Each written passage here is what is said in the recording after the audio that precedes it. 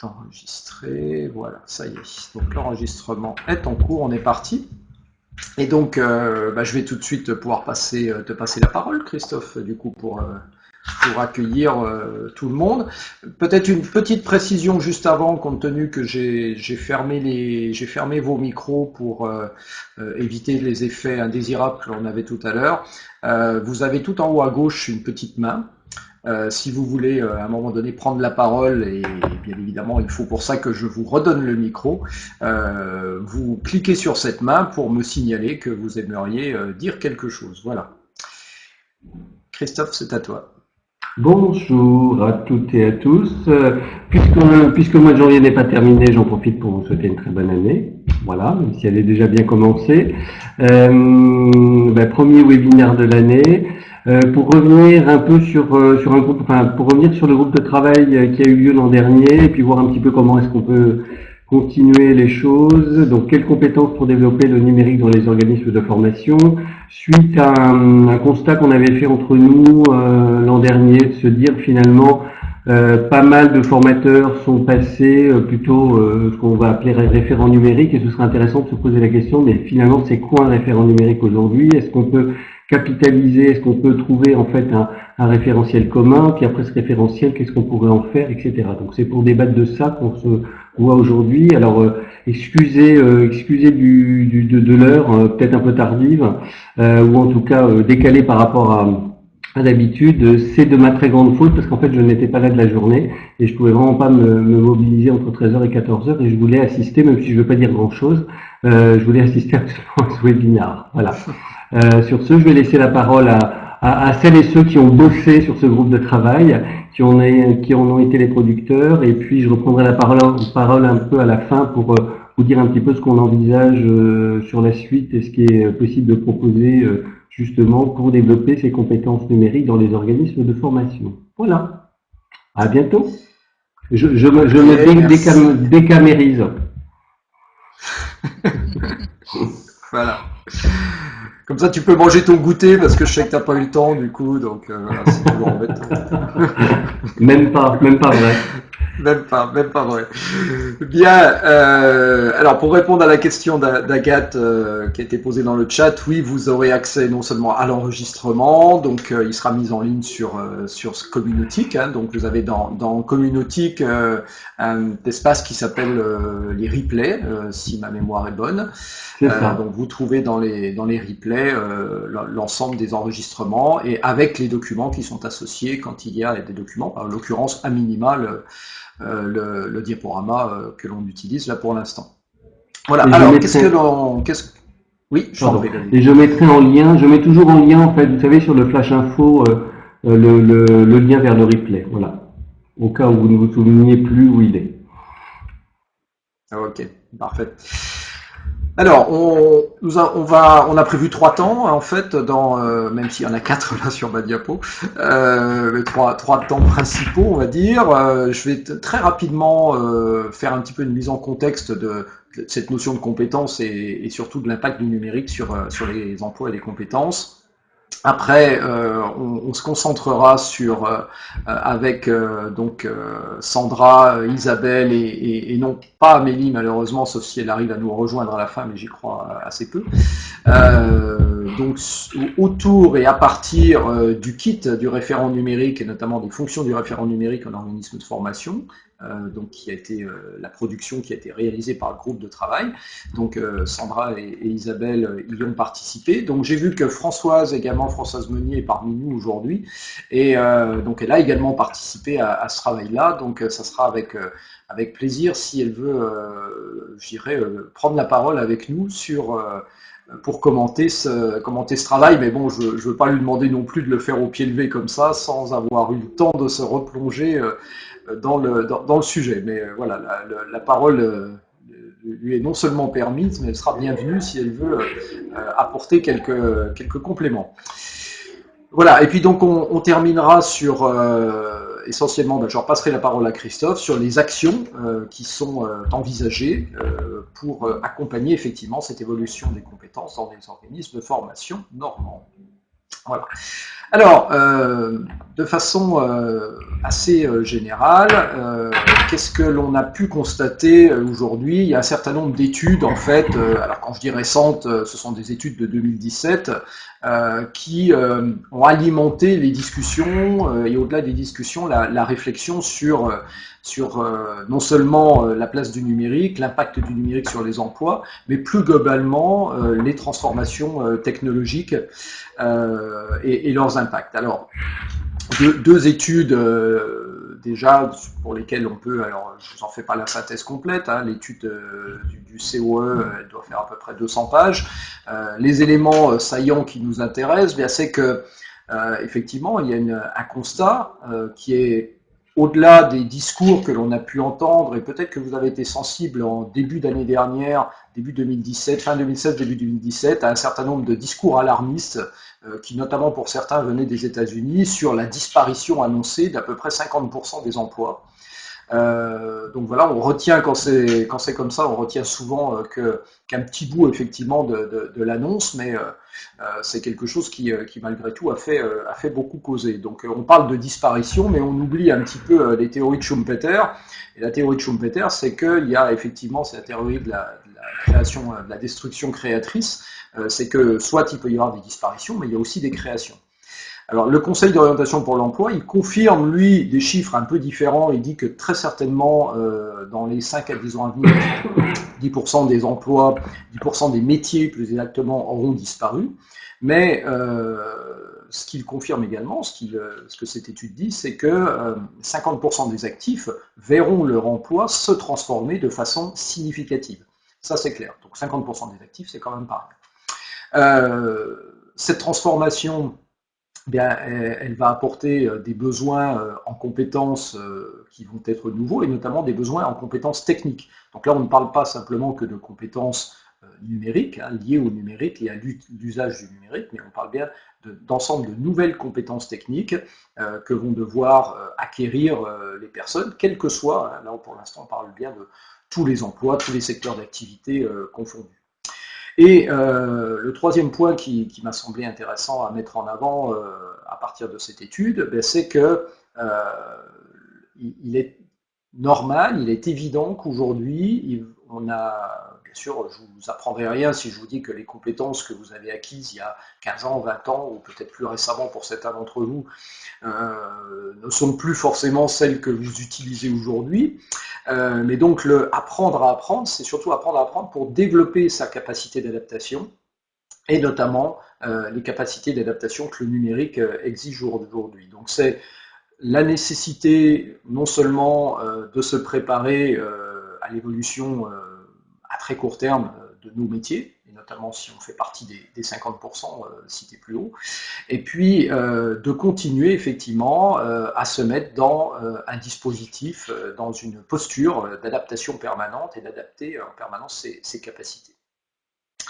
Alors, cette étude du Conseil d'orientation de l'emploi, elle est venue, elle a été publiée en septembre de l'année dernière, elle est venue un petit peu après l'étude de CDFOP, donc c'est le Centre européen pour le développement de la formation professionnelle, qui lui effectivement reprend bien effectivement le principe de Schumpeter en parlant de substitution. La substitution, c'est complètement la destruction quelque part de l'emploi, c'est-à-dire là où la technologie se substitue à une tâche ou à un métier complet. Donc ça, c'est bien évidemment dans toute la vie des révolutions industrielles, on a connu ça, des métiers qui disparaissent, où la machine se substitue complètement à ce que faisait l'homme.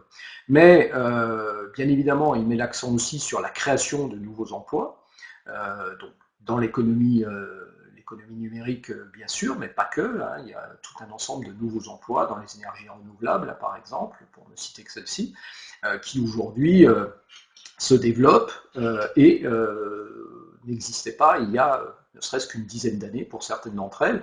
Et on sait qu'aujourd'hui, pratiquement à horizon, certaines prédictions, on va dire, hein, parce que quelque part, ce sont des études prédictives qui donnent des tendances, mais certaines nous disent qu'à horizon 2030, 50% des emplois qui seront occupés en 2030 sont des emplois qui n'existent pas aujourd'hui. Donc on voit bien qu'il faut en permanence rester attentif par rapport à ça.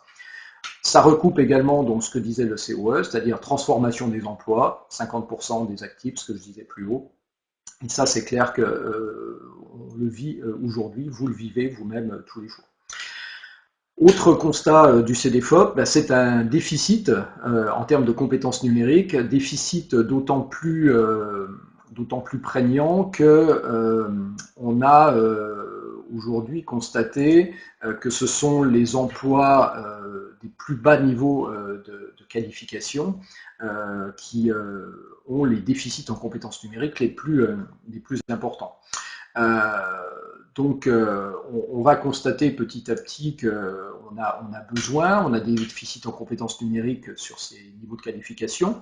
Et si on considère les tranches d'âge, j'en fais partie, c'est la tranche des 40-64 ans qui aujourd'hui a été identifiée comme ayant le déficit de compétences numériques le plus important. Donc, s'ajoute à cela des exigences de plus en plus importantes avec un S d'ailleurs, en compétences non plus numériques cette fois, mais complémentaires. Alors ces compétences complémentaires, on va parler des compétences de base, des compétences transversales, notamment en planification et en organisation.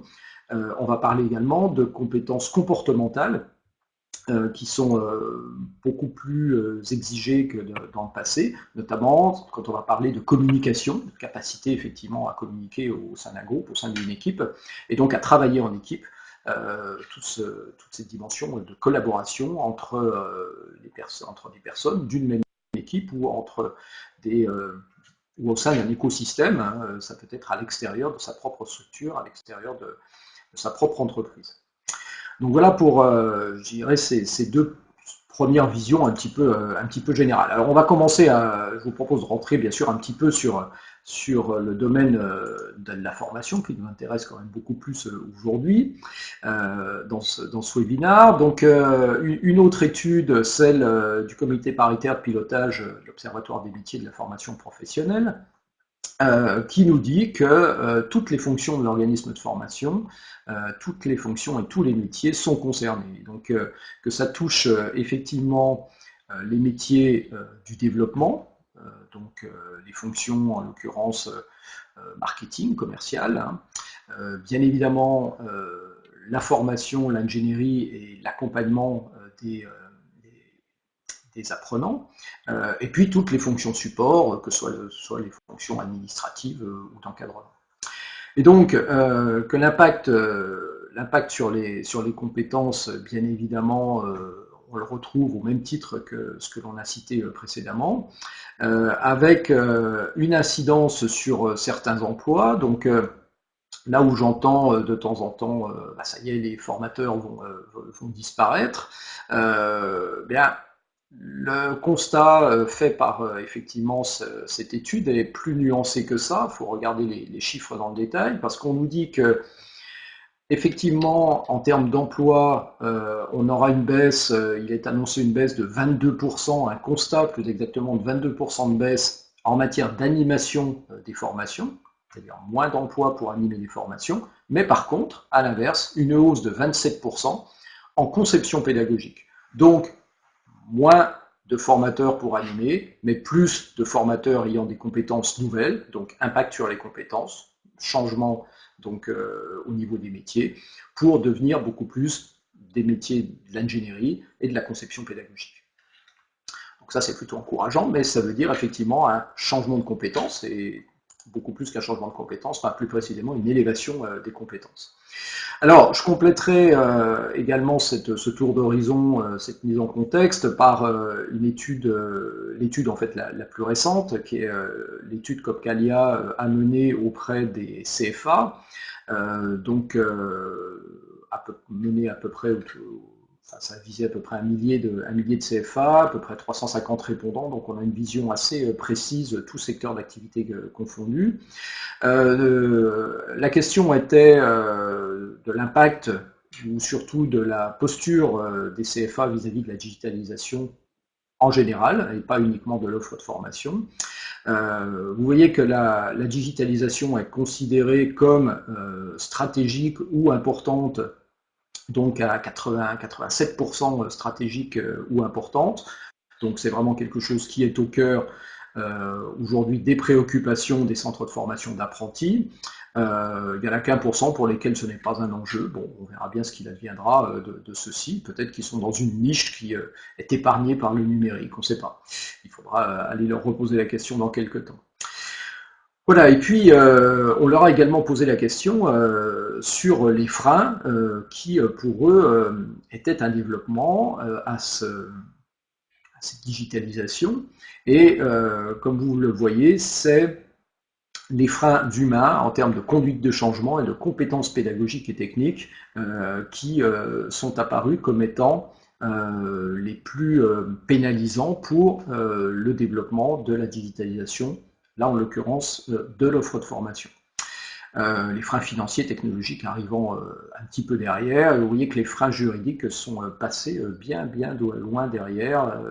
Aujourd'hui, les préoccupations qui sont principalement donc des préoccupations vis-à-vis des équipes en place, à savoir est-ce qu'elles ont les compétences aujourd'hui, comment je vais leur faire acquérir ces compétences et comment je vais les accompagner vers l'acquisition de ces compétences. Voilà, donc une vision, histoire de vous donner un point de vue assez large sur l'impact du numérique. Peut-être, je vois qu'il n'y a pas là de questions, de réactions dans le chat. Est-ce que quelqu'un veut éventuellement peut-être réagir peut-être soit Sandra ou Isabelle à cela. Ça vous évoque quelque chose peut-être pour vous aussi par rapport à vos propres établissements dans lesquels vous êtes? Oui, alors tout à fait. Mais voilà, je pense qu'on est tous établissements confondus, confrontés aux mêmes soucis, à savoir effectivement la montée en compétence des formateurs, parce que le numérique commence à prendre une place importante quand même dans notre métier. Il faut maîtriser les outils, et les outils changent aussi très très régulièrement. Voilà. Donc c'est quelque chose en plus qui doit se faire, je dirais, en continu sur le temps.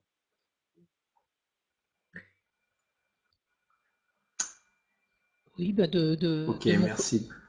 de mon côté, je pense qu'on est plus sur, voilà, sur la conduite au changement et puis les compétences pédagogiques et techniques, c'est vraiment le premier point. Apprendre comment dire, à travailler. Je pense que c'est ça qui est le virage à prendre vers tous ces outils numériques. D'accord. Alors Sandra, peut-être augmenter un peu ton micro si c'est possible, parce que On m'entend ou non? J'ai pas touché par rapport aux essais de cette attention. hop. Alors ça c'est Christophe qui tape sur son clavier et qui nous fait un bruit de fond. Non, Voilà. ça a fonctionné pas tantôt. Bon. Bon, Alors, si, non, c'est bon, est-ce voilà. que c'est mieux là? Oui, Là, Là, c'est ça va mieux. mieux? Ouais, ouais. Ouais, c'est très Ouais. bien, là, c'est Bon. parfait. Super. Excuse-moi, Christophe. Ouais, c'est ça. Euh, Bien, alors, ce qu'on vous propose maintenant, bien sûr, c'est de voir les activités, les compétences numériques de la fonction formation. On va se concentrer sur la fonction formation dans l'organisme de formation. Et on va s'appuyer, comme Christophe l'a évoqué tout à l'heure, sur le travail qui a été mené par un groupe de travail au premier semestre de 2017, dont Sandra, donc Isabelle et Françoise, qui est parmi nous, ont fait partie, qui nous a amené à la construction de ce tableau qu'on va vous détailler point par point. Donc ça a donné lieu à l'élaboration d'un kit du référent numérique, donc c'est composé de cette affiche et d'un ensemble d'outils également qui ont été référencés. Et puis donc derrière, on a travaillé, on a identifié en fait 3 profils, hein, le formateur, le référent numérique qui était au cœur de nos préoccupations, et puis le chef de projet. Vous allez comprendre pourquoi on s'est intéressé aux 3. Et il y a 3 blocs de compétences, là également, qui se sont dégagés du travail mené. L'ingénierie et l'animation du projet, les plateformes et les ressources numériques et la pédagogie et l'accompagnement. Voilà, donc on va commencer bien sûr par le premier qui est l'ingénierie et l'animation du projet. Et donc c'est Sandra qui va nous dire un petit peu qu'est-ce que l'on trouve dans ce bloc-là. Alors déjà pour expliquer pourquoi on s'est intéressé aux différents postes, Tout simplement parce que le numérique en fait, est amené à faire le lien entre formateurs, chefs de projet, mais aussi services informatiques, direction, etc.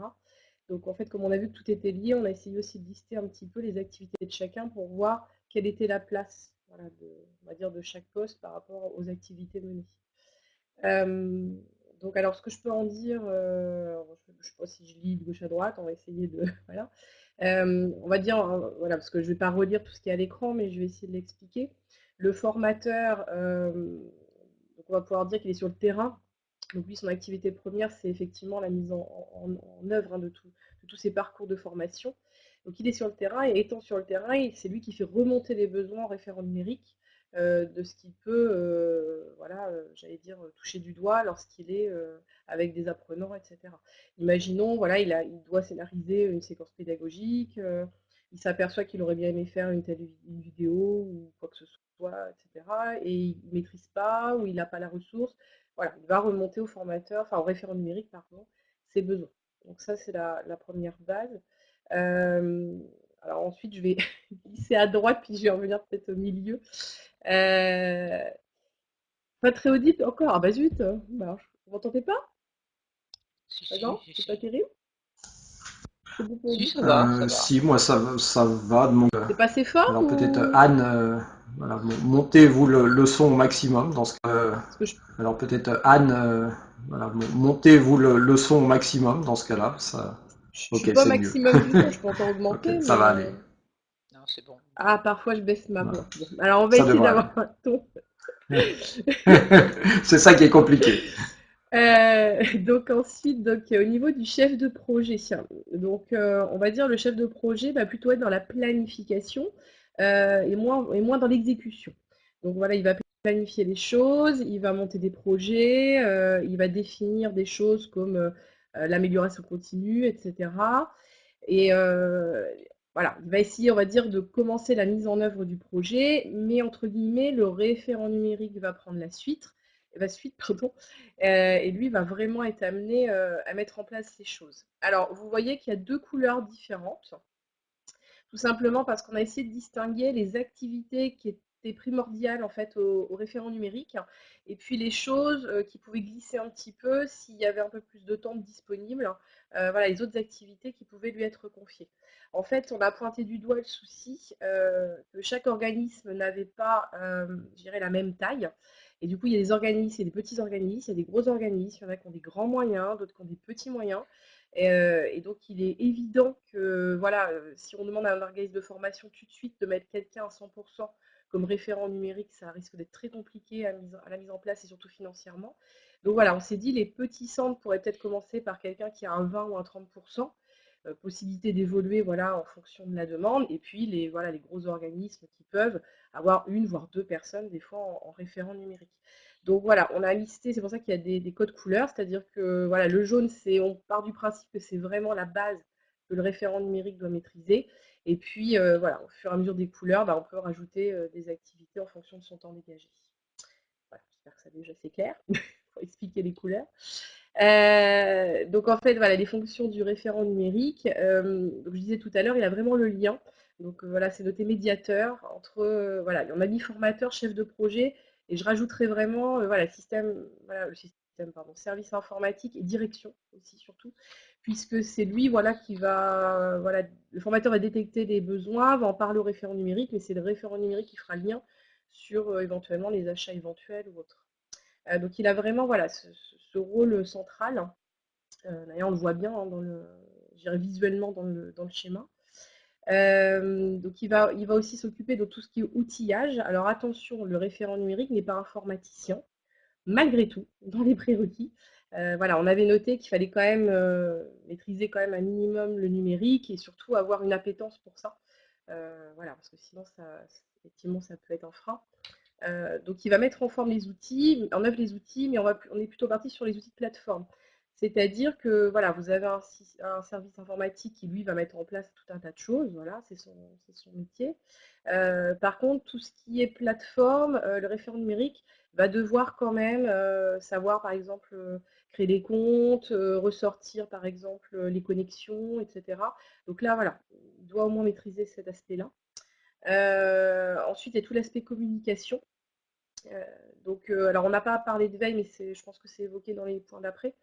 Mais par exemple, le référent numérique, donc, je dirais l'une de ses grandes tâches, c'est aussi d'être en veille.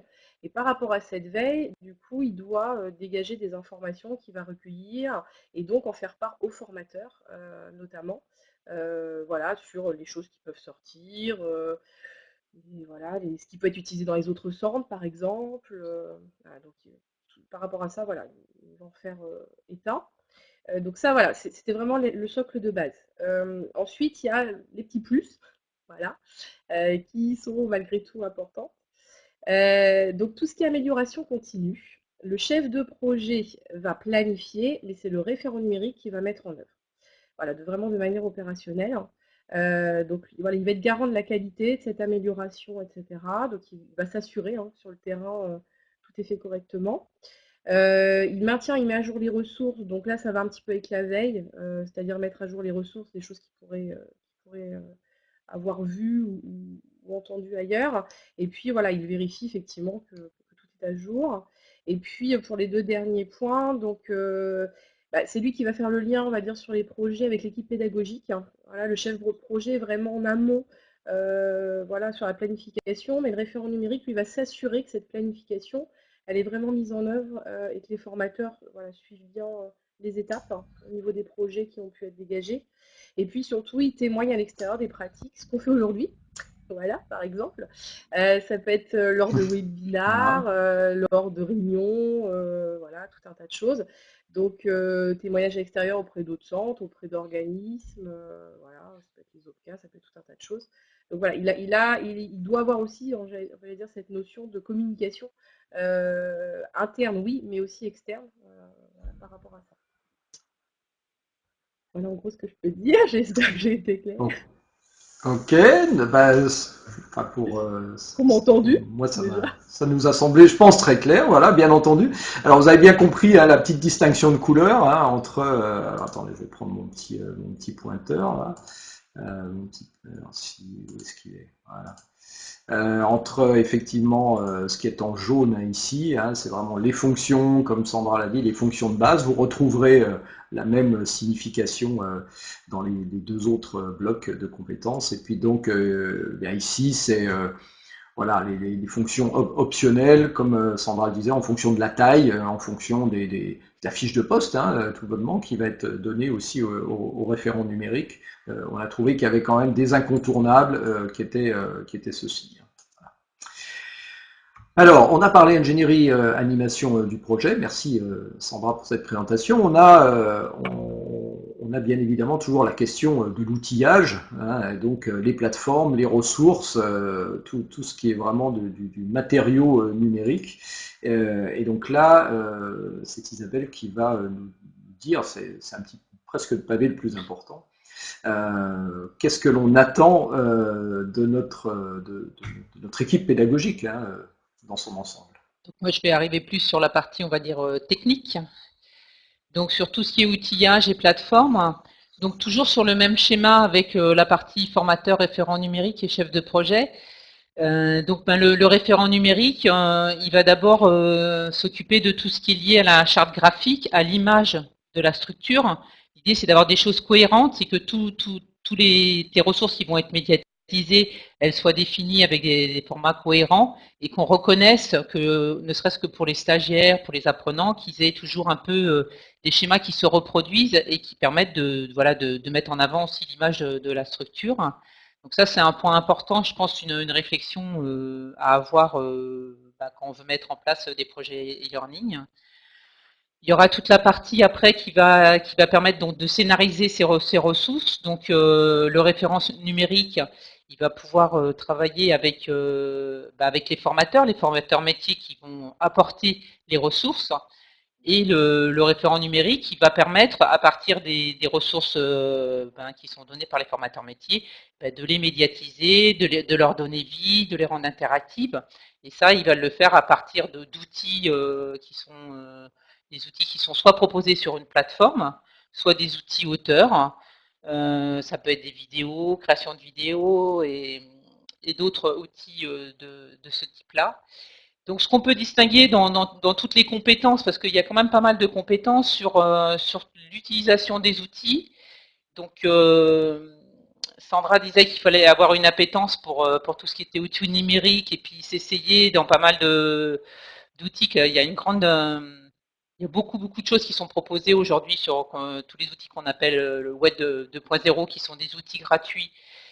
Donc il faut vraiment avoir envie d'essayer, de passer du temps. Il faut avoir aussi aimé faire de la création artistique un petit peu, je dirais.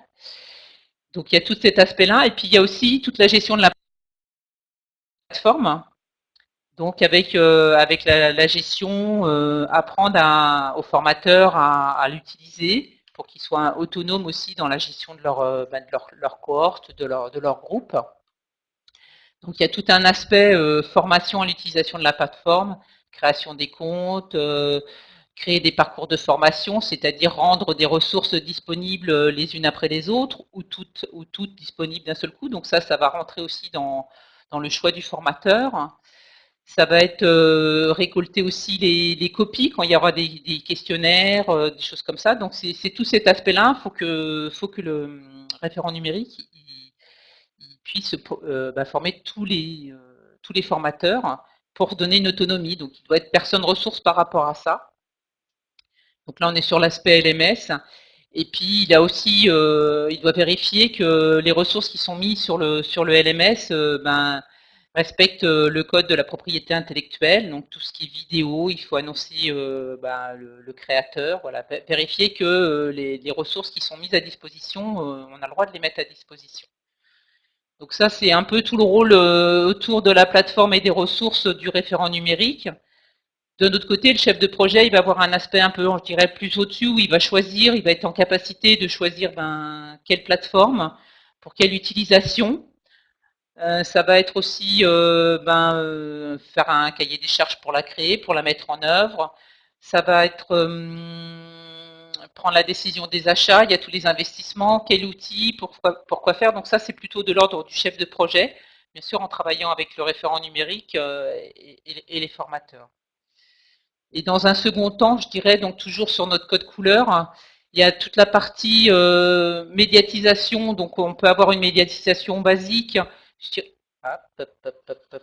qui est, excusez-moi, j'ai perdu le fil, une médiation basique avec des outils qui sont soit proposés directement sur les plateformes. Donc dans ces cas-là, on appelle les plateformes des LCMS. Soit des outils Web 2, ou alors avec des outils plus compliqués où là il faut passer par des modes de formation. Donc on peut aussi demander à des structures de créer des modules de formation clés en main.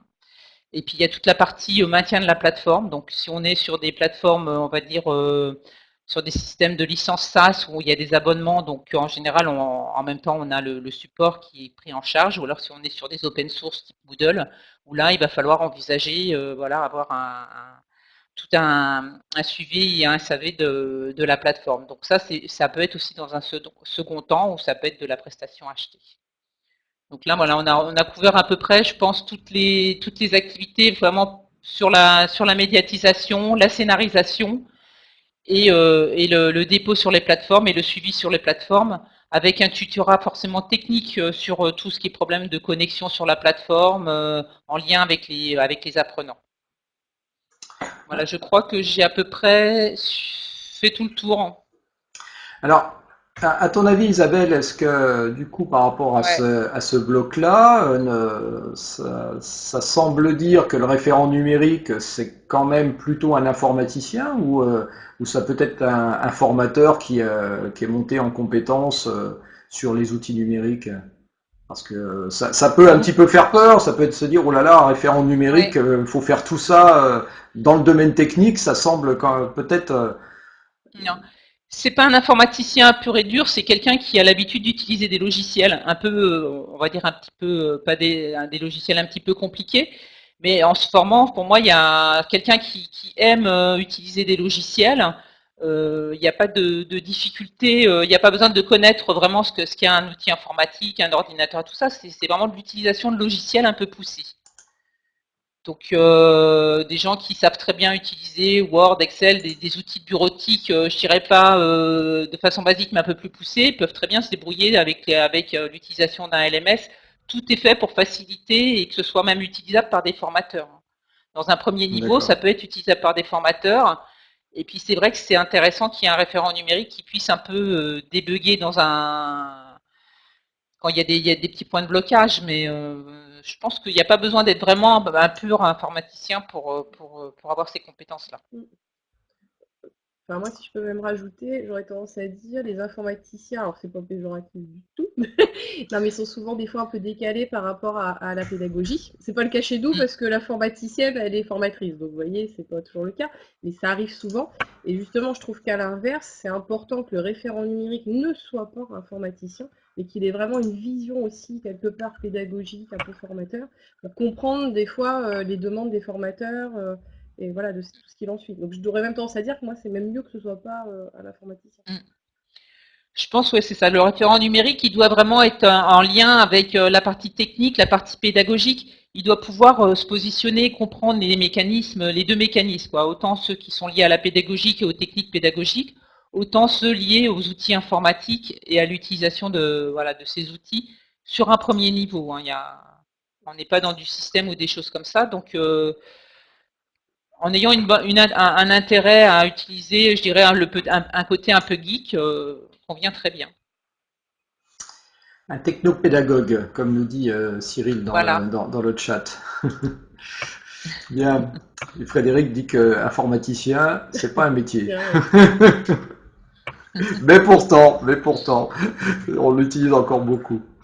Bien, alors justement, on va on va revenir sur des aspects véritablement pédagogiques cette fois. Et donc, c'est moi qui vais prendre la parole avec votre aide, hein, si vous voulez bien, puisqu'Amélie a pas pu nous rejoindre. Alors, bien évidemment, si on s'intéresse au formateur, bien évidemment, le formateur, il forme. C'est quand même, voilà, c'est peut-être un côté rassurant, vous me direz, même si j'ai dit tout à l'heure qu'il animait un peu moins.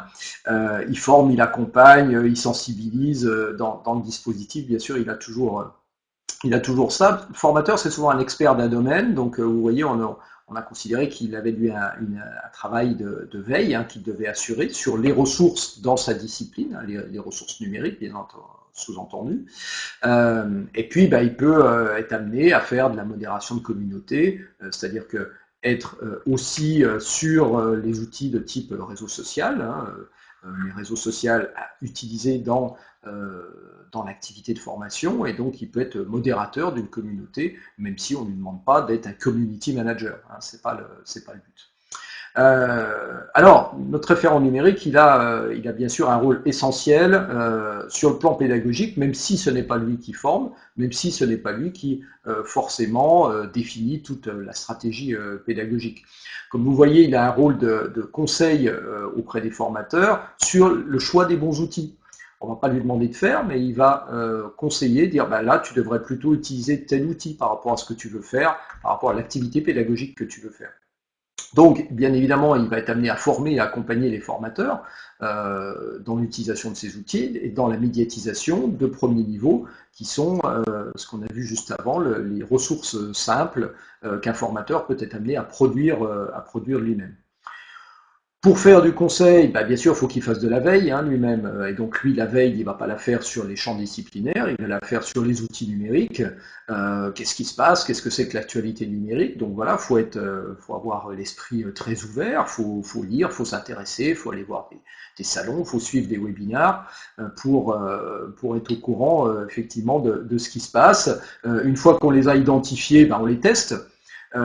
Parce qu'à nouveau, pour bien conseiller, il faut mieux avoir testé soi-même et dire, tiens, si tu veux faire des quiz, là, il y a un outil qui est sorti, que j'ai découvert, il n'est pas forcément sorti la semaine dernière, mais je l'ai découvert la semaine dernière, je l'ai testé, c'est vraiment simple à utiliser et je pense que ça correspondra bien à ce que tu veux faire. Donc, il faut avoir mis les mains un petit peu dedans, bien évidemment, pour être non seulement conseilleur, mais quelqu'un qui a pratiqué. Donc ensuite, bien bien sûr, il participe à des groupes de travail en interne, en externe, ben voilà, comme les groupes de travail de Communautique. C'est souvent aussi là qu'on vient y chercher de nouvelles idées, hein, et ça permet derrière de favoriser aussi une dynamique, hein, surtout sur, bien sûr, les groupes de travail internes. Le référent numérique, c'est pas lui qui pilote forcément, hein, c'est plutôt le rôle du chef de projet. Hein. Vous avez ici effectivement l'émission du chef de projet qui va initier peut-être dans certains cas l'organisation des groupes de travail internes, mais le référent, lui, il va les animer et il va favoriser cette dynamique entre les différents acteurs, hein, du centre de formation, et notamment donc le formateur, le chef de projet, et puis tous les autres personnels, bien sûr, hein, sans les oublier, les administratifs, les fonctions support, etc. Alors, bien sûr, s'il a des compétences d'une part, et s'il est dans une structure qui lui demande et qui a notamment des besoins plus importants, ben on va commencer de trouver ici des fonctions un peu plus élaborées, qui nécessitent des compétences encore plus pointues, notamment de la formation toujours, mais sur des outils numériques plus complexes. On va penser aux outils auteurs pour concevoir des ressources, par exemple. Il peut effectivement devoir assurer en fait le maintien d'une bibliothèque d'outils. C'est aller au-delà de la veille, c'est structurer la veille, faire de la curation et distribuer effectivement sa veille, hein, à travers des outils adaptés. Comme on l'a vu tout à l'heure, bah, il participe à des forums, à des salons professionnels, donc il se déplace, il faut qu'il se déplace effectivement à l'extérieur. Si vous avez un référent numérique, l'enfermez pas dans son bureau, hein, il sera beaucoup moins efficace. Et puis, vis-à-vis des réseaux sociaux, bah, il faut qu'il ait une certaine pratique, bien évidemment, une certaine appétence, il faut qu'il impulse des usages. Hein. Donc là, il a plus un rôle de community manager, même si quelquefois on ne veut pas l'appeler comme ça, parce que ça a une connotation très, très marketing, hein, même si on ramène ça à l'animation de communautés internes d'apprenants. Bah, effectivement, faut qu'il impulse des choses sur les réseaux sociaux. Donc structurer la communauté de pratique, des communautés de pairs, créer, configurer ces communautés, ça fait vraiment partie des fonctions du référent numérique qui va toujours travailler entre nos formateurs qui vont te solliciter pour avoir les bons conseils et être aidés quand ils sont un petit peu perdus sur les outils, et le chef de projet qui lui va être en lien, en prise directe avec la direction, le plus souvent, et qui va donner des orientations, aider à faire des choix, à prendre des décisions, hein, et à lancer des nouveaux chantiers. Donc voilà un petit peu ce que l'on va trouver aujourd'hui dans nos différents blocs donc de compétences que l'on vient de balayer. Peut-être des compléments, peut-être Françoise, vous qui nous avez rejoint un petit peu au pied levé comme ça, est-ce que vous auriez peut-être un petit complément à ajouter à ce qu'on a dit, puisque vous avez bien œuvré aussi, hein, pour ce travail qu'on est en train de présenter. Oui, je me retrouve tout à fait dans les descriptions qui ont été faites par Sandra et Isabelle. C'est effectivement nous la démarche que nous sommes en train de mettre en route à la date, et on va profiter d'un déménagement justement pour aussi réimpulser tout cet aspect numérique, tant pour les professionnels, et j'inclus plus de monde que les formateurs, que pour les usagers. D'accord. Ok, merci. Alors, on va sans rentrer dans le niveau de détail parce que ça n'a pas fait l'objet je dirais d'un travail aussi approfondi, mais il faut quand même pas perdre de vue les activités et les compétences des autres fonctions, hein, de l'organisme de formation, celles que j'ai listées tout à l'heure. Dans le développement de l'organisme de formation, il y a des missions de promotion, hein, donc qui peuvent être menées et pour lesquelles effectivement le numérique va avoir une place de plus en plus importante. En matière de commercialisation, Là où ça sera beaucoup plus vrai, bien évidemment, si on est sur des secteurs concurrentiels, marchands, et notamment en formation professionnelle continue.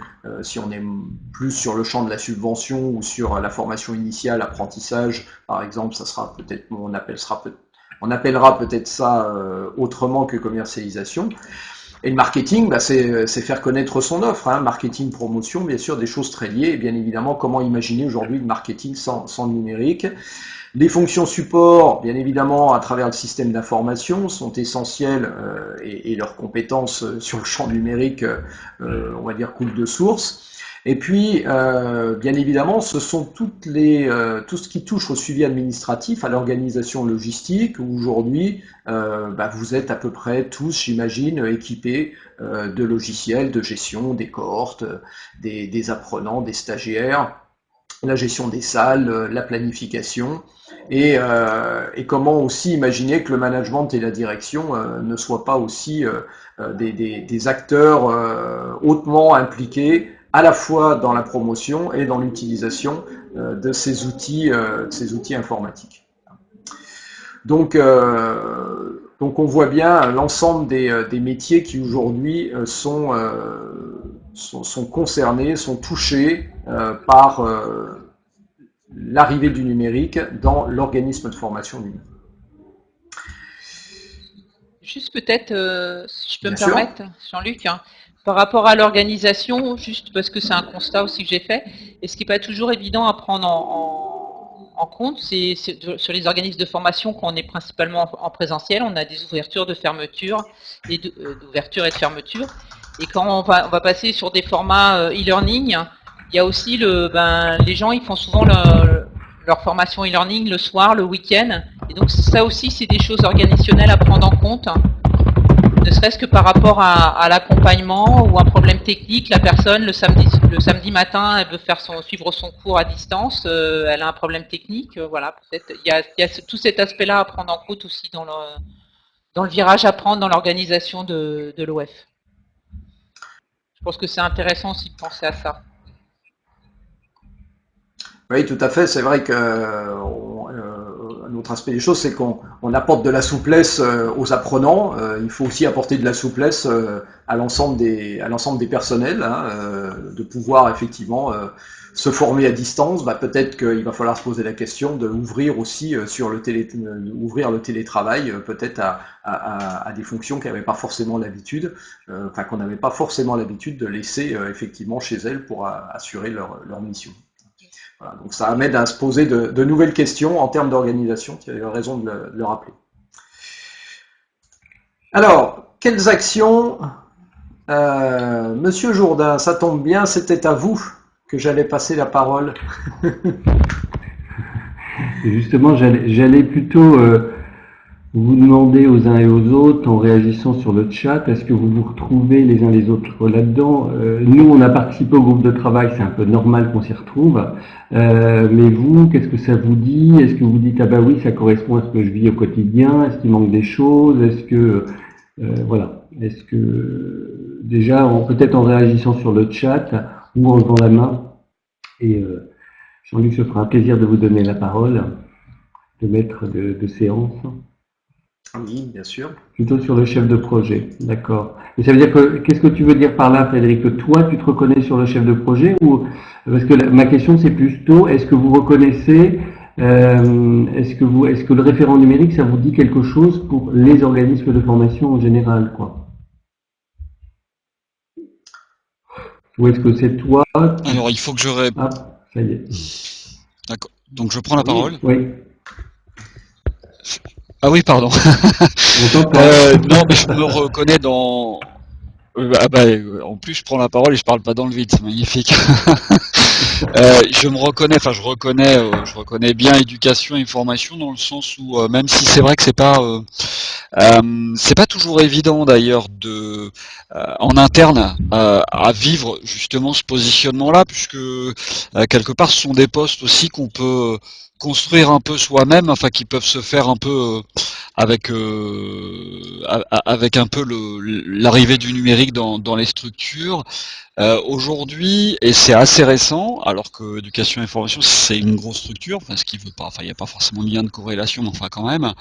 Je me reconnais dans le sens où depuis une période assez récente, je vois bien quel est chez moi le profil, enfin chez nous, le profil que j'occupe moi plutôt en termes de chef de projet, mais ça c'est aussi parce qu'il y a une histoire avec Dalia et tout ça, et il y a quelqu'un chez nous, Pamela, si vous avez eu l'occasion de la rencontrer, Pamela Karam, qui est complètement qui est ingénieur pédagogique, mais en réalité beaucoup sur les aspects de l'accompagnement de la multimodalité, donc qui est vraiment qui ressemble beaucoup au portrait que vous avez fait du référent numérique. Voilà. Et après, ce que je partage aussi, c'est pour ça que je suis désolé d'avoir embêté tout le monde avec cette étude Opcalia, mais c'est vraiment quelque chose qui me parle, le fait que les conclusions de l'étude Opcalia sur les freins, parce que là vraiment, on a beau mettre en place beaucoup de choses, il faut travailler le socle. C'est-à-dire les gens qui sont face au public tous les jours, et il y a un déclic qui doit se passer sur le numérique, mais on s'aperçoit aussi que parfois le déclic se fait pas. Nous on pense que c'est parce que ils n'ont pas d'appétence sur le numérique, mais c'est aussi parce que il y a peut-être des choses aussi à régler pédagogiquement, parce que le numérique réinterroge aussi les pratiques pédagogiques. Voilà, j'arrête là. D'accord. Merci Frédéric. D'accord. Merci. Donc, globalement, tu te retrouves bien dans les catégories, quoi. D'autres réactions peut-être?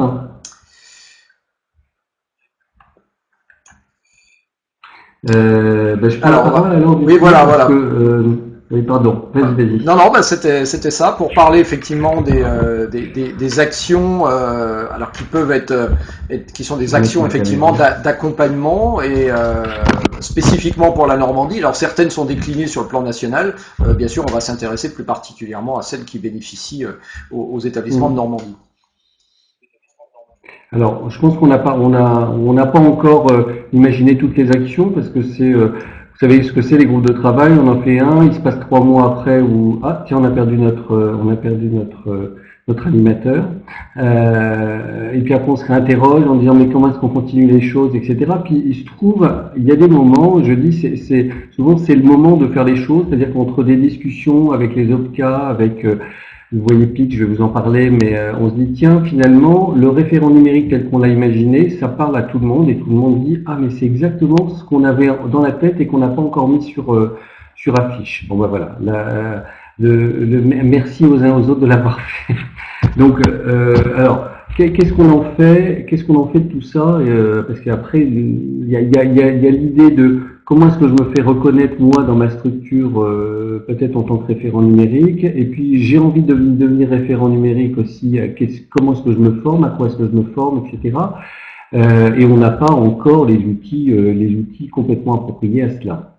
Ce que je voulais vous dire en tout cas, c'est qu'on travaille, quand je dis on, c'est la région, c'est Communautique, nous travaillons avec AGFOS PME actuellement en Normandie à des formations et de l'accompagnement de tous les organismes de formation sur ils appellent ça la digitalisation, mais on pourrait parler de numérisation des organismes de formation, avec l'idée de dire quand un organisme de formation c'est une entreprise comme une autre et qui doit se poser la question de savoir comment est-ce qu'elle va gérer ses activités, vendre ses activités, marketer ses activités demain. Voilà. Donc ça va au-delà de la pédagogie. Il y aura des actions de pédagogie sur la pédagogie bien sûr également, mais sachez que à partir de juin a priori jusqu'en décembre, AGFOS va déployer des formations qui seront accessibles à tous les OF, qu'ils soient ou non adhérents à AGFOS sur ces formations. Je sais qu'Opcalia se pose tout un tas de questions et a aussi des programmes. Alors, même si nous, on ne travaille pas avec eux directement, je sais qu'ils ont des programmes aussi sur la numérisation des organismes de formation. UNIFAF, je sais que nous avions tout à l'heure, mais elle a dû partir, Anne Jegwick, qui est responsable de tout le pôle numérique de Vidéa, qui est un OPCA également et qui se pose tout un tas de questions sur la numérisation des organismes de formation aussi. Donc, elle est plutôt dans le domaine sur le domaine agricole. Donc ça veut dire que ça y est, la logique est lancée et on n'est pas uniquement sur la pédagogie, mais on est sur l'entreprise, enfin l'organisme en tant qu'entreprise qui se digitalise. Peut-être si tu permets, Christophe, effectivement, ce qui est intéressant à regarder, et donc au cas par cas, hein, pour les personnes là qui nous écoutent, certains, alors notamment si on parle des OPCA, certains vont être, comme tu l'as dit pour AGFOS, sur un accompagnement sous forme de formation, d'autres, tels qu'Opcalia, vont être plus sur le champ de l'ingénierie, du conseil, du diagnostic, hein, et aide au diagnostic et élaboration de plans d'action. Voilà, donc ça va dépendre un petit peu des orientations, aussi de la façon dont ils ont eux-mêmes répondu en fait à l'appel à projet qui était l'appel à projet du FPSPP l'année dernière, et pour lequel ils ont eux donné des orientations générales. Juste pour compléter, je vois en effet. Juste pour compléter pour Unifaf, puisque moi on est adhérent Unifaf, donc il y a eu un parcours de formation Unifaf qui s'appelait formation OF 2.0 sur tous les aspects qui peuvent être rencontrés sur l'évolution pour un organisme de formation. Donc ça a été déployé de façon nationale et ça a été très peu déployé en Normandie, mais nous on a réussi à se raccrocher dessus. Et donc ça a été 10 modules de formation qui ont été faits en blended learning. D'accord.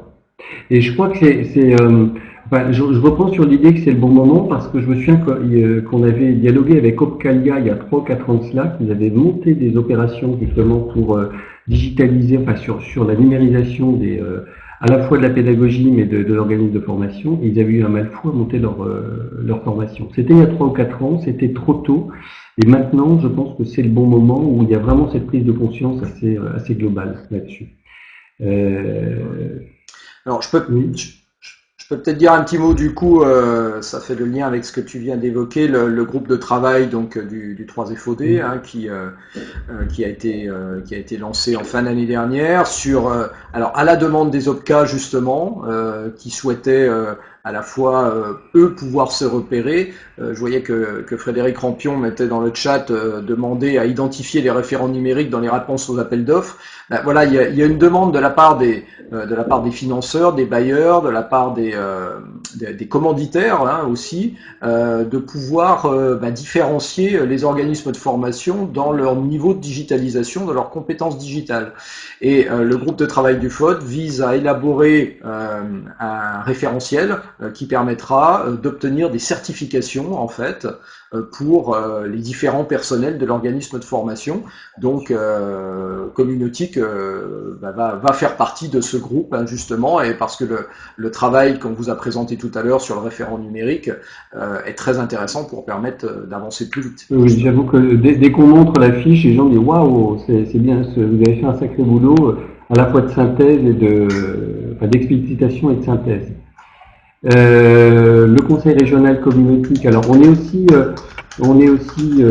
sollicité par l'ensemble des CFA normands sur la mise en place d'un label CFA numérique qui va reprendre, alors c'est vrai que les choses se mélangent un peu, se coupent un peu, mais où il y a une volonté, alors là très politique, normande, de créer ce qu'on appelle le CFA, enfin, un label CFA numérique qui reconnaîtrait en fait un certain nombre de compétences au CFA, à la fois sur la pédagogie, mais sur la capacité d'être en lien avec l'entreprise de manière numérique, de recruter les apprentis de manière numérique, etc., etc. Donc ce label aura lieu, est en train de voir le jour. Je travaille demain avec un groupe de travail justement là-dessus. Ça va se passer sous forme de badge numérique. Et j'ai dit évidemment si on va s'aider de la fiche de ce qu'on a pris là pour de cette fiche du kit de référent numérique pour imaginer les compétences en termes pédagogiques dont on va avoir besoin. Et l'idée, c'est de se dire, une fois que le label CFA numérique existera, ce qui s'amène, c'est qu'on a un label OF numérique. Voilà. Puisque ce qui est fait dans un cadre plus restreint peut l'être évidemment dans un cadre plus global. Donc le groupe de travail du FOD, tu en as parlé. Alors il y a autre chose aussi qui fait écho, c'est que nous avons rencontré le groupement d'intérêt économique, le GIE PIX. Alors ça vous dit peut-être quelque chose. PIX en fait c'est le nouveau B2I.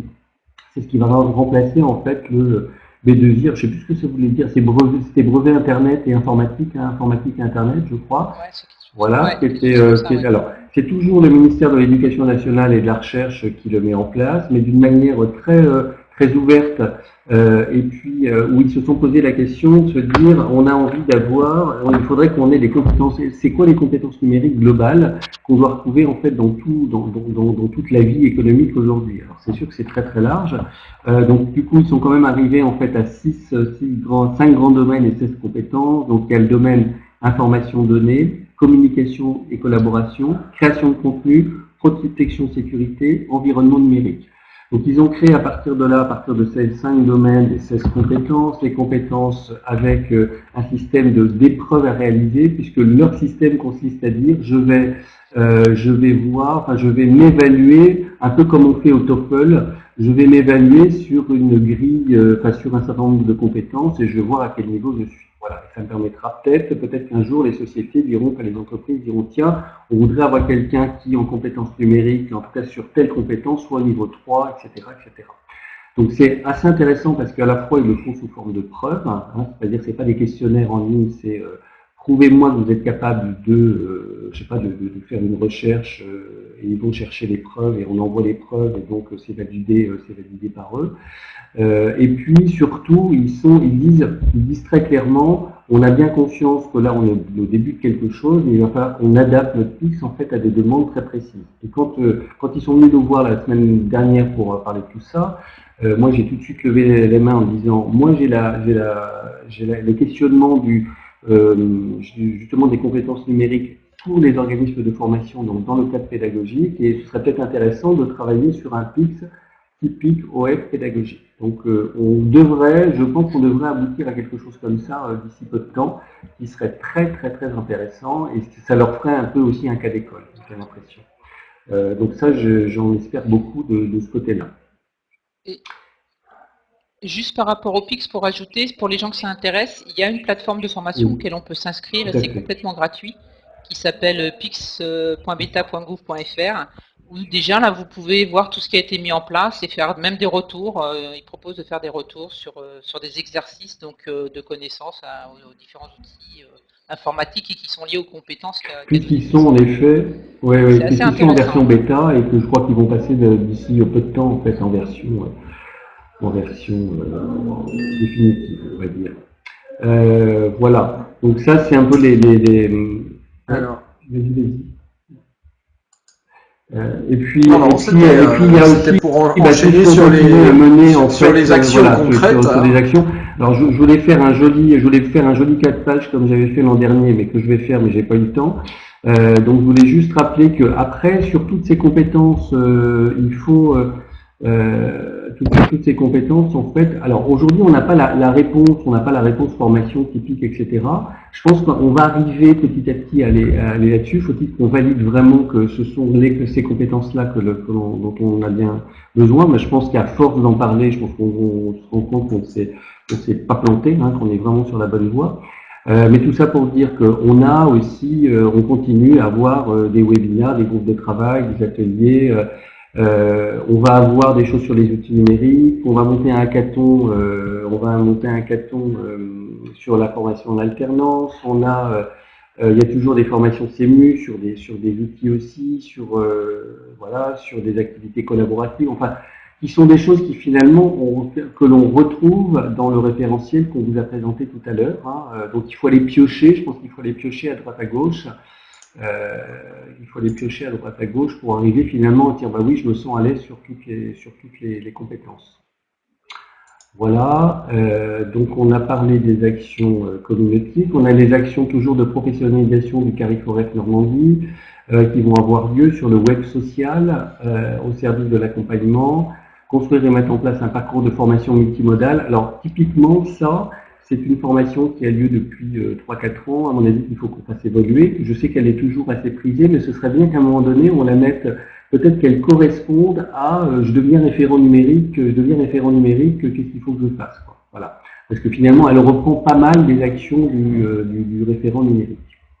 Et l'idée, ce serait, un peu comme on a les bases de la multimodalité actuellement sur Community, de la mettre en fait sur une plateforme et puis en libre accès, alors peut-être sous forme de MOOC à voir avec un tutorat, etc., etc. Alors on va essayer de faire évoluer ces choses-là dans l'année. Ouais. Donc ça sera l'objet voilà, en lien avec la diapo précédente. Je m'excuse. Je t'en prie. Là, si je me perds pas, ici en septembre-décembre, voilà, groupe de travail. Ici, on a parcours d'initiation. L'idée, c'est construire un parcours qui ensuite puisse être décliné directement par les organismes de formation en interne, pourquoi pas, que ce soit un bien commun, là aussi. C'est ça. Voilà. Parce que c'est vrai que les bases de la multimodalité, déjà les ressources sont un petit peu obsolètes, et puis c'est vraiment très très basique. Je vois qu'il est quasiment plus utilisé. Il faut qu'on le remette en œuvre. Je crois qu'il a 4 ans, donc je pense que c'est bon. Il a vécu sa vie. Donc je vous disais des actions de formation et d'accompagnement d'AGECOS PME. Grosso modo d'avril à décembre, ce sont des formations sur numérisation des métiers de l'organisme. Et puis après, il y aura plutôt ils vont offrir, permettre à 12 organismes de formation de faire des diagnostics sur l'état de la numérisation de leur organisme avec un plan d'action pour monter en compétences, et puis l'accompagnement de 4 projets. Voilà. Qui pourront être, là ce seront des projets plutôt liés vraiment pédagogiques, je crée mon serious game, etc. Un peu comme les projets qu'on a pu voir ou qu'on voit dans l'appel à projet qu'on a fait l'an dernier sur les fonds européens. On a des actions de formation d'accompagnement aussi d'Opcalia, comme on disait, que je ne connais pas forcément, mais il suffit de les appeler pour voir un petit peu quelle est leur offre de service là-dessus. Et puis toujours, ça sort un petit peu du contexte, mais ça aide aussi dans le fait de devenir ou de rester référent numérique. Un compte TOD cursus par adhérent, ça permet de continuer à faire sa veille. Je vais je vais proposer. C'est pas le bon mot. C'est pas le bon mot. Donc certains d'entre vous étaient le 19 décembre à Rouen pour tester un outil qui est développé par des start-upers, trois jeunes qui ont monté une start-up qui s'appelle MirageMake et qui est une appli qui permet en fait de faire de la réalité augmentée à partir de documents papier ou documents numériques. Voilà. Donc j'ai négocié avec eux d'avoir 20 licences, que j'aimerais qu'il y ait 20. Alors j'en ai pas pris 100, voilà. Mais je me suis dit, il y en a peut-être 20 d'entre vous que ça va intéresser de pouvoir tester dans l'année. Alors avec l'obligation de vous former, c'est-à-dire j'aurais demandé aussi de me faire une proposition pour qu'ils vous forment, parce que ça s'apprend, il faut peut-être une demi-journée pour bien apprendre, et surtout de mettre en partage tout ce que vous aurez créé, etc. Donc ça, je reviendrai vers vous, je dois négocier ça avec eux demain. Et puis on a toujours l'accès libre aux ressources libres des bases de la multimodalité, dont je vous parlais à l'instant, qui sont, à mon avis, qui commencent quand même un petit peu à être obsolètes. Et puis on a toujours le benchmark des LMS open source que Stratis se fait un plaisir de mettre à jour régulièrement et qui nous propose aussi en libre accès. Voilà, c'était aussi pour faire le tour d'horizon de ce qu'on prévoit. Je vais peut-être revenir juste je vois qu'il est 18h13, je pense qu'il y a des gens qui ont dû partir et c'est bien normal. Mais je vais revenir sur alors il y a les JP, si tu veux bien remettre la diapo. À droite, donc, nous avons dans les ateliers séminaires, nous avons on fait 2 jours sur les outils numériques pour la formation. En fait, ce sera la même journée une fois sur Caen, une fois sur Rouen, parce que ça fait partie des choses qui sont toujours demandées. On met en place un hackathon aussi. L'an dernier, il y en a eu un en fait qui s'est fait pendant les JPN. Là, on voudrait en faire un vraiment à part, le 25 et 26 mai. Donc mettez-le déjà dans votre agenda. C'est un vendredi et un samedi. On fera ça à Caen, au Dôme. On va construire ça à partir de la semaine prochaine. L'idée, c'est d'avoir un thème assez générique qui serait construisons la formation en alternance de demain, avec les moyens numériques, évidemment. Voilà. Et puis les JPN qui auront lieu au Havre les 4 et 5 juillet. Voilà. Je crois que j'ai fait à peu près le tour. Eh bien, Donc, comme d'habitude, je vais continuer à vous solliciter, vous dire, venez à tel. Dernière chose que j'ai oublié, excusez-moi, je suis pas très organisé. L'affiche qui est bien sûr en libre accès hein, sur Community, j'ai remis le lien sur le Flash Info sur la page d'accueil.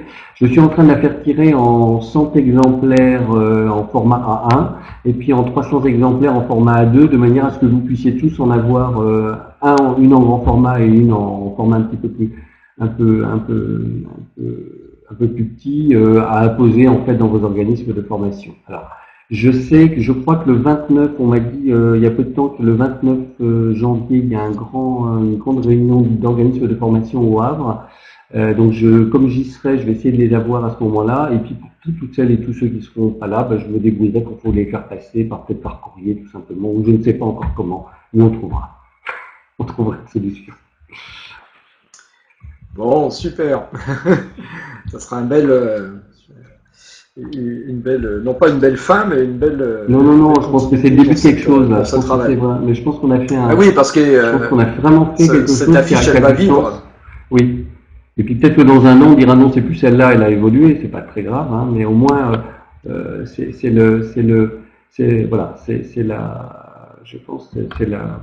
la photographie en tout cas d'un besoin à l'instant T. Très bien. Est-ce que le lien vers l'évaluation est toujours valable? Yes, je te l'envoie tout de suite, je te le mets tout de suite. Ça y est, regarde, il est à l'écran. Dans ce cas-là, s'il n'a pas bougé, c'est toujours. Non, il n'a pas bougé. Donc, voilà, si vous avez 30 petites secondes de plus pour accéder, cliquez sur le bouton accéder et donner votre avis sur ce webinaire que vous venez de suivre. Voilà, on a débordé un petit peu sur l'horaire. C'est un peu le risque du coup parce que voilà, on n'a plus rien à faire après à part aller cuire la soupe. Mais moi, je parle pour moi. Et donc merci beaucoup d'avoir pu vous décaler sur cet horaire. Merci. Pourquoi pas le reproduire de temps en temps. Peut-être que pour certains c'est plus simple que le 13-14. Voilà. Oui, dites-le d'ailleurs. Ça sera peut-être intéressant de vous sonder, globalement pour savoir. C'est toujours compliqué de trouver le bon horaire, mais fort heureusement on a le replay, donc on vous enverra, comme on l'a dit tout à l'heure, le lien dès qu'il sera publié en ligne. Merci. Il reste à vous souhaiter une bonne soirée et une bonne fin de semaine à toutes et à tous. Merci à Sandra et à Isabelle ainsi qu'à Françoise d'avoir pu participer et donner aussi leurs commentaires sur ces